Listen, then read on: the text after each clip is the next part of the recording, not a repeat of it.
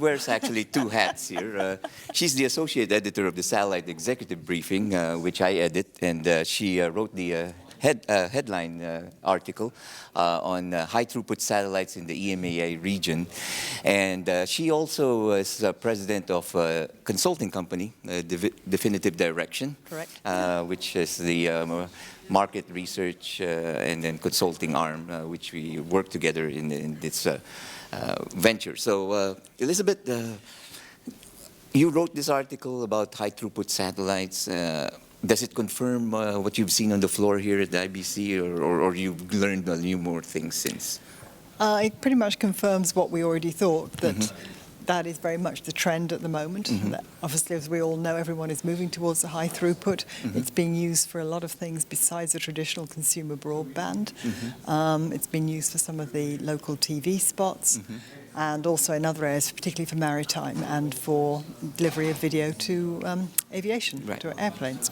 So there's a lot of applications that it's being used. But in the article, you mentioned that there's an inordinate amount of capacity coming with many different players. So, this is true. As you see in the floor, do you see a danger of overcapacity or oversupply? I think there's a potential for that. Everyone we spoke to was aware that that might be the situation, but they all felt very strongly that it wasn't going to happen to them because they had their own particular niche, whether it was delivering to aviation, whether it was delivering to maritime, whether it was picking out particular geographic markets. And several people I interviewed pointed to the Cisco survey, which shows this tremendous growth in consumption of broadband worldwide, tremendous growth in mobile. The Ericsson survey, which said exactly the same thing. So it's going to be interesting. I think if people don't get their marketing tactics right, there's a potential for unused capacity. But if they get it right, then I think the demand is there. Now, you follow the broadcast market too, and you've written quite a bit on that as well. So how has it changed now, and what do you see on the floor? Software, software, software. Everything is moving towards IT. I mean, you've got the Ericsson purchase of Envivio, which is looking again towards filling in gaps that are not in the current Ericsson portfolio. You've got what SES PS Platform Services have just announced, where they're doing the what they call it, the UHD, no, not UHD, Media Hub, where they're providing basically a software-driven channel in a box, but multi-channel in a box that broadcasters can use. And also they've got this great idea for delivering video on demand to regions of the world that don't have broadband, where they're calling this Fluid, where they have this beginning of the video, the movie, is going to be in a little box attached to the TV set. So it's a limited range of titles which can change throughout the day. But as soon as they select it, it starts playing, then the rest comes down from the satellite. So suddenly, areas of the world which absolutely could not have video on demand before can now have it.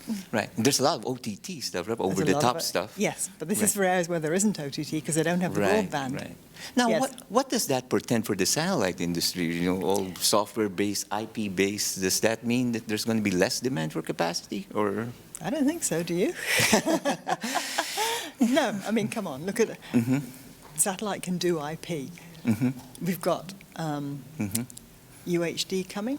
We've got half the world isn't even on HD yet. I mean, Newtech have just signed with Hellasat for a new teleport for uplinking 70 channels to Arabsat, to Badea, and to Hellasat.